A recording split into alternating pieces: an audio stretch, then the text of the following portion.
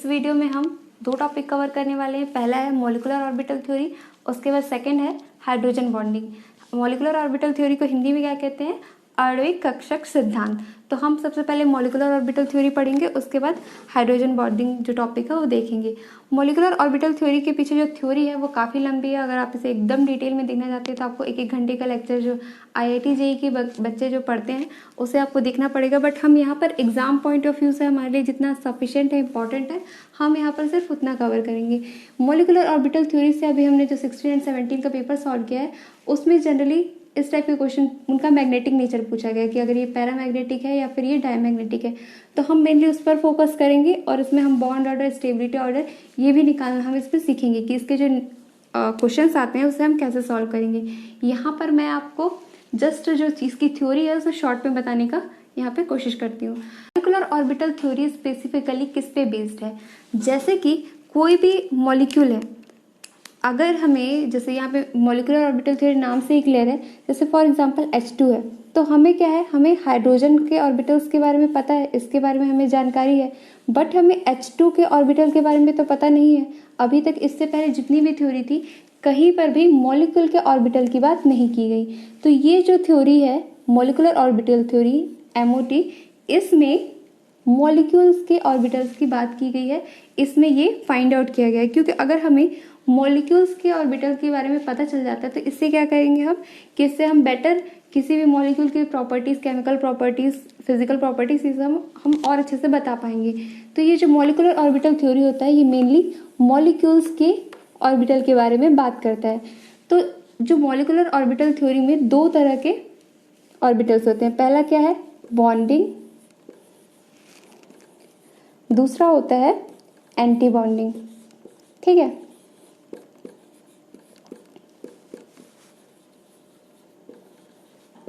ये जो बॉन्डिंग होता है इसका जो फॉर्मेशन होता है ये क्या होता है? Constructive interference. कंस्ट्रक्टिव इंटरफेरेंस आपने फिजिक्स में भी सुना होगा कि जैसे कि कोई दो ऑर्बिटल, इसमें क्या होता है कि दो ऑर्बिटल मिलकर दो नए ऑर्बिटल्स का निर्माण करते हैं। ये क्या होता है? जैसे मान लीजिए H2 का ही हम एग्जांपल ले रहे हैं, तो मान लीजिए ये दो H मिलकर क्या करेंगे? दो तरह के ऑर्बिटल्स बनाएंगे। पहला क्या होगा कि कंस्ट्रक्टिव, मतलब कि इसमें क्या होगा कि ये दोनों मान लीजिए ऐड होके बना रहे हैं और दोनों क्या होंगे यहाँ पे? सब्सट्रैक्ट होके। जो ऐड होके बनाएगा वो क्या होगा? Constructive interference. और ये जो दूसरा सब्सट्रैक्ट होके बना रहे हैं यहाँ पे क्या होगा? Destructive interference. तो अब यहाँ पर देखिए, ये ज़्यादा डीप में आपको जाने की ज़रूरत नहीं है, वरना इसके लिए आपको वेव फंक्शन ये सारी चीज़ें पढ़नी पड़ेंगी। तो आप बस इतना समझिए कि जैसे मॉलिक्यूलर ऑर्बिटल थ्योरी में हम क्या बात कर रहे हैं? मॉलिक्यूल्स के ऑर्बिटल की बात कर रहे हैं। तो यहाँ पर मान लीजिए दो ऑर्बिटल्स मिलकर क्या बना रहे हैं कि दो तरह के ऑर्बिटल का फॉर्मेशन करते हैं। जो इन दोनों को जोड़कर इनके बीच का कंस्ट्रक्टिव इंटरफेरेंस करके जो ऑर्बिटल बनेगा उसे हम क्या कहेंगे? बॉन्डिंग। ठीक है। और जो इन दोनों को सब्सट्रैक्ट करके, मतलब कि इन दोनों के जो डिस्ट्रक्टिव इंटरफेरेंस से बनेगा, जो हम ये इंटरफेरेंस बार बार बोल रहे थे वो क्या है कि मतलब दोनों ऑर्बिटल के मिलने से। ठीक है, इंटरफेरेंस मतलब क्या है? दोनों का मिलना। तो यहाँ पर इनके जब डिस्ट्रक्टिव इंटरफेरेंस की वजह से क्या होगा कि यहाँ पे एंटी बॉन्डिंग ऑर्बिटल बनेगा। तो इस तरह से दो तरह के ऑर्बिटल्स होते हैं, बॉन्डिंग एंड एंटी बॉन्डिंग। जो बॉन्डिंग होता है ये क्या होते हैं? स्टेबल होते हैं, ये ज़्यादा स्टेबल है, और इनकी जो एनर्जी होती है वो as compare to anti bonding ये लोअर होती है। ठीक है, और सिमिलरली इसमें क्या होता है? ये अनस्टेबल होते हैं और इनकी जो एनर्जी होती है ये हाई होती है। अब इसके बाद हम देखेंगे कि क्वेश्चंस किस तरह से इससे आते हैं और हम इसे किस तरह से सॉल्व करते हैं। मैं यहाँ पर आपको ऑक्सीजन का सॉल्व करके दिखाऊंगी, उसके बाद आप क्या है नाइट्रोजन का आप खुद से करिएगा। ठीक है, कि इस टाइप के जो क्वेश्चंस आते हैं उसे हम किस तरह से प्रोसीड करेंगे, किस तरह से अप्रोच करेंगे। तो उसके बाद आप नाइट्रोजन का करके देखना, तो आपको ये बन जाएगा। सबसे पहले तो आपको कोई भी जो भी आपको मॉलिक्यूल दिया है या क्वेश्चन में दिया हुआ है कि for example O2 is paramagnetic और डायमैग्नेटिक, इस तरह का अगर आपको क्वेश्चन है तो आप क्या करेंगे? सबसे पहले आपको उसका इलेक्ट्रॉनिक कॉन्फ़िगरेशन है वो आना चाहिए। जैसे कि ऑक्सीजन का जो होता है एटॉमिक नंबर वो क्या होता है? 8 होता है। तो उसका कॉन्फ़िगरेशन क्या होगा? 1s22 2s22, उसके बाद 2p4। सबसे पहले आप क्या करेंगे? यहाँ पर उसका इलेक्ट्रॉनिक कॉन्फ़िगरेशन आपको पता होना चाहिए। तो अगर आपको ये पता रहेगा उसके बाद उस हिसाब से आप यहाँ पे ऑर्बिटल की फीलिंग करेंगे। उसके बाद आपको ये डायग्राम बनाने आना चाहिए कि इसे किस तरह से बनाते हैं। तो आपको कुछ करना नहीं है, जो आउटर ये सबसे एंड के होते हैं इसी को आपको लेके बनाना है, क्योंकि इसको बनाने की ज़रूरत नहीं होती है। तो जैसे 2s2 और 2p4 है, इसको आपको बनाना है। तो आप क्या करेंगे, सबसे पहले यहाँ पर एक बॉक्स और यहाँ पर ये 2 बॉक्स आप बना दीजिए। इससे क्या होगा कि ये आपका 2 ऑर्बिटल बन गया। ये 2s वाला जो यहाँ पर है इसको आपको इस तरह से बना देना है। अब उसके बाद नीचे जो होता है ये क्या होता है, बॉन्डिंग ऑर्बिटल, और ये क्या होता है, एंटी बॉन्डिंग। ठीक है, तो इस तरह से आप बना देंगे। जो एंटी बॉन्डिंग वाला होता है उसे हम यहाँ स्टार से इंडिकेट करते हैं। ठीक है, जैसे यहाँ पर भी ऊपर में यहाँ पे स्टार लगा हुआ है, इसका मतलब क्या है, ये एंटी बॉन्डिंग है। अब यहाँ पर 2s में आप देखिए यहाँ पर 2 इलेक्ट्रॉन है, तो आप क्या करेंगे, इसे इस तरह से फिलिंग कर देंगे। जैसे फर्स्ट लेक्चर में, जैसे हमने लास्ट लेक्चर जो पढ़ा था केमिकल बॉन्डिंग का, उसमें क्या था, हमने जो रूल्स पढ़े थे कि क्या होता है कि एक बॉक्स में हम क्या कर सकते हैं, 2 इलेक्ट्रॉन्स की फिलिंग कर सकते हैं और उनका अपोजिट स्पिन होना चाहिए। तो इस तरह से वो सारे रूल्स हम यहाँ पे अप्लाई भी कर रहे हैं। तो देखिए यहाँ पर भी हम क्या करेंगे, सिमिलरली इस तरह से फिल कर देंगे।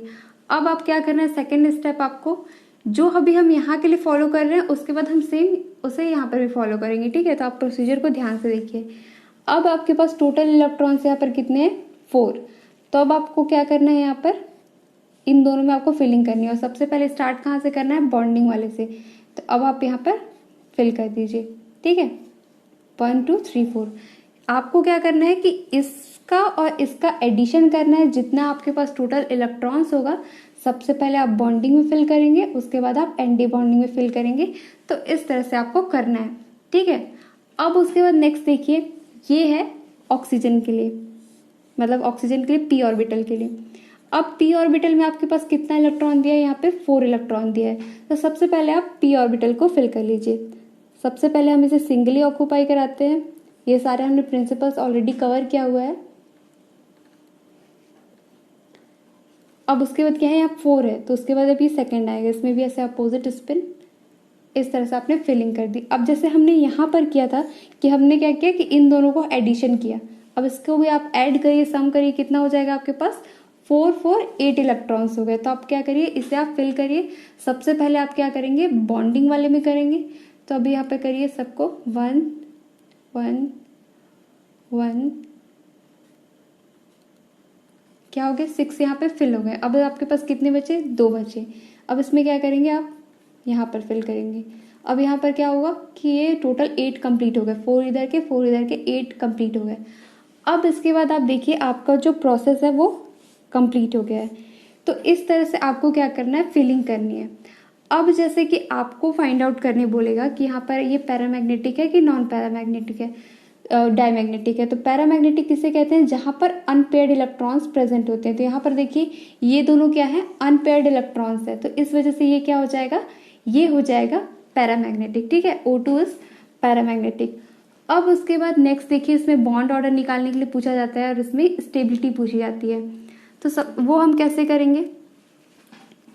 अब यहाँ पर नेक्स्ट देखिए, अगर आपको बॉन्ड ऑर्डर निकालने के लिए पूछा जाता है तो आप किस तरह से करेंगे। बॉन्ड ऑर्डर का जो फॉर्मूला होता है वो होता है NB माइनस Na/2। ठीक है, तो आपको क्या करना है, बॉन्डिंग में कितने इलेक्ट्रॉन्स हैं, एंटी बॉन्डिंग ऑर्बिटल्स में कितने इलेक्ट्रॉन हैं, तो आपको फॉर्मूला में सब्स्टिट्यूट करना है। तो आप काउंट करिए, जो बॉन्डिंग है, बॉन्डिंग मतलब कि नीचे वाली, तो यहाँ पर कितना हो जाएगा, 2 + 6, तो यहाँ पर हो जाएगा 8। अब उसके बाद एंटी बॉन्डिंग का काउंट करेंगे तो यहाँ पर कितना है, 2 + 2, तो कितना हो गया 4 डिवाइडेड बाय 2, तो यहाँ पर कितना आएगा 4/2, यानी इसका जो बॉन्ड ऑर्डर है वो 2 है। तो हम देख सकते हैं O2 जो होता है, O2 में डबल बॉन्ड ही होता है, तो यानी कि ये बॉन्ड ऑर्डर है। ये जो मॉलिक्यूलर ऑर्बिटल थ्योरी के द्वारा हम जो ये बॉन्ड ऑर्डर निकालते हैं, इसमें ये पॉइंट्स में भी आता है, डेसिमल्स में भी आता है, जैसे 1.5 2.5 इस तरह से भी ये आता है। मतलब कि इसने बॉन्ड ऑर्डर को डेसिमल में भी एक्सेप्ट किया है। अब इसके बाद नेक्स्ट देखते हैं स्टेबिलिटी।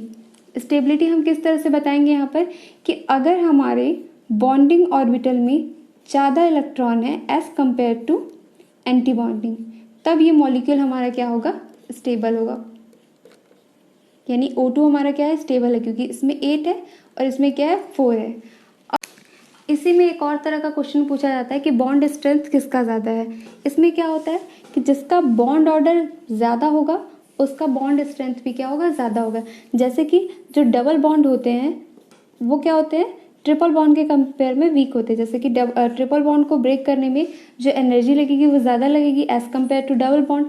तो इस वजह से क्या हो जाएगा, जो बॉन्ड जितना ज़्यादा स्ट्रॉन्ग है तो उतना ज़्यादा उसकी स्ट्रेंथ होगी। तो इसलिए क्या होगा कि बॉन्ड ऑर्डर जितना ज़्यादा होगा उसकी बॉन्ड स्ट्रेंथ भी उतनी ज़्यादा होगी। जैसे हमने सिंपली O2 का देख लिया, ठीक है, लेकिन और भी तरह के क्वेश्चंस आपसे पूछे जाते हैं कि जैसे मान लीजिए O2 यहाँ पे एक प्लस लगा दिया गया, उसके बाद मान लीजिए O2 यहाँ पर एक माइनस लगा दिया गया, या फिर यहाँ पे डबल भी लगा सकते हैं जैसे O2 2 माइनस। तो इस तरह से आपको और भी क्वेश्चन पूछे जाते हैं कि ये पैरामैग्नेटिक है कि डायमैग्नेटिक है। तो इस केस में आप कैसे करेंगे, आपको सारा प्रोसीजर जो है वो सेम करना है। अब यहाँ पर बस चार्जेस को ध्यान देना है। जैसे ये प्लस है तो आपको क्या करना है, प्लस मतलब क्या होता है कि एक इलेक्ट्रॉन जो है वो दे रहा है, मतलब कि यहाँ पर इसके पास 8 इलेक्ट्रॉन्स है, मतलब कि इसने एक इलेक्ट्रॉन दे दिया तो आप टोटल क्या हो जाएंगे 7 हो जाएंगे। तो इस तरह से फिर आपको फिलिंग करनी पड़ेगी। तो यहाँ पर देखिए आप किस तरह से करेंगे, प्लस है मतलब कि एक इलेक्ट्रॉन जो है डोनेट हो चुका है, तो आप टोटल यहाँ पे 7 बचेंगे। तो आप फिलिंग करिए 1 2 3 4 5 6 और एक यहाँ पर 7।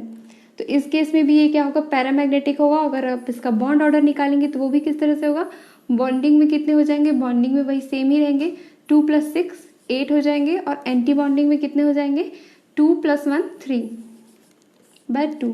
तो यहाँ पर कितना हो जाएगा 5/2, मतलब कि बॉन्ड ऑर्डर आ जाएगा ये 2.5।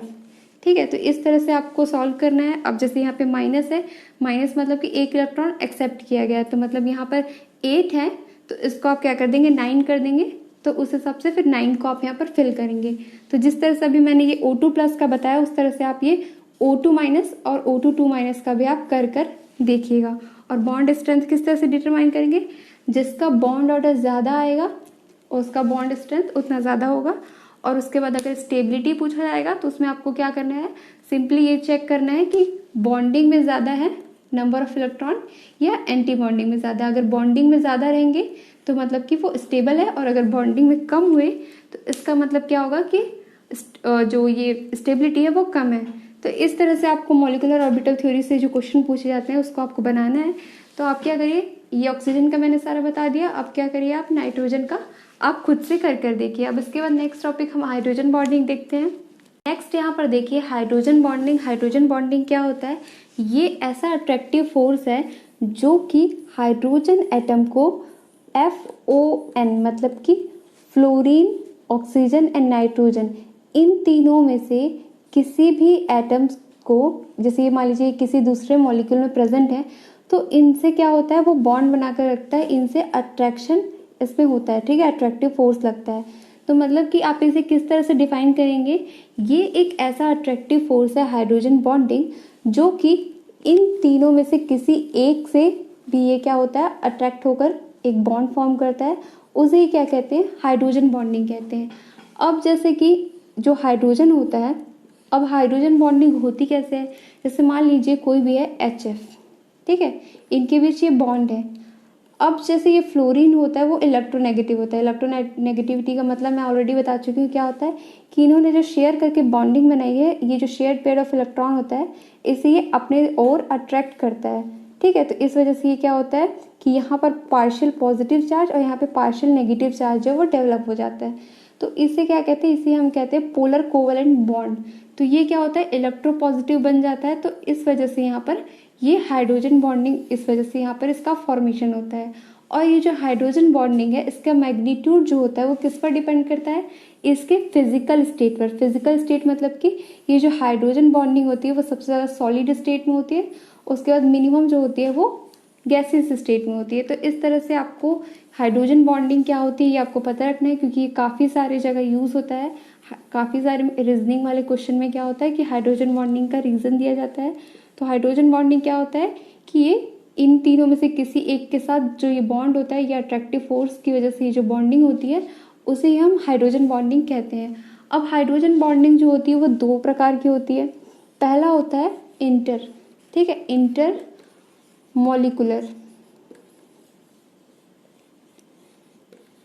दूसरा होता है इंट्रामॉलिक्यूलर।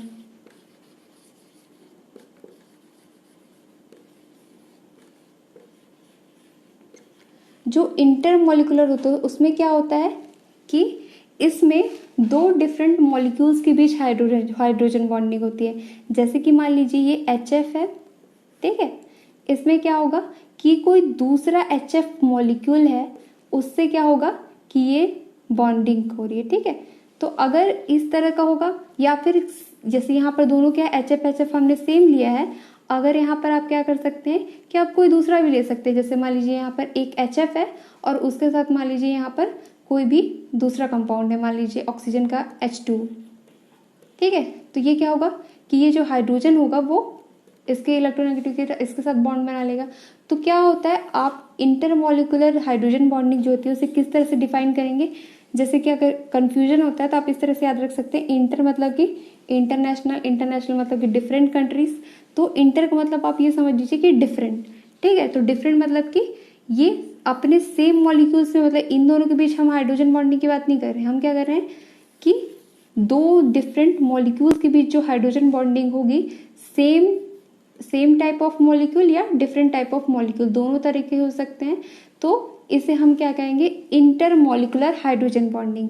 लेकिन अब जस्ट इसका अपोजिट हो जाएगा, इंट्रामॉलिक्यूलर हाइड्रोजन बॉन्डिंग जब हम कहेंगे तब क्या होगा कि इसमें जो सेम मॉलिक्यूल है, ठीक है, इंट्रामॉलिक्यूलर मतलब कि सेम मॉलिक्यूल है उसमें हाइड्रोजन बॉन्डिंग हो। जैसे इसमें क्या एग्जांपल ले सकते हैं, ऑर्थोनाइट्रोफेनॉल, ठीक है। ये क्या हो गया, आपने फिनॉल बना लिया, इसके बाद यहाँ पर ये ऑक्सीजन, ये हाइड्रोजन, उसके बाद यहाँ पर ये मान लीजिए नाइट्रोजन है, ठीक है। तो ये ऑक्सीजन एंड हाइड्रोजन के बीच क्या हो रहा है, यहाँ पे बॉन्ड हो जा रहा है। तो ये जो इंट्रामॉलिक्यूलर हाइड्रोजन बॉन्डिंग है, इसमें क्या होता है कि सेम मॉलिक्यूल में जब हाइड्रोजन बॉन्डिंग हो जाएगी तो इसे हम कहेंगे इंट्रामॉलिक्यूलर हाइड्रोजन बॉन्डिंग। तो ये भी आपको याद रखना है कि इसके दो टाइप्स होते हैं।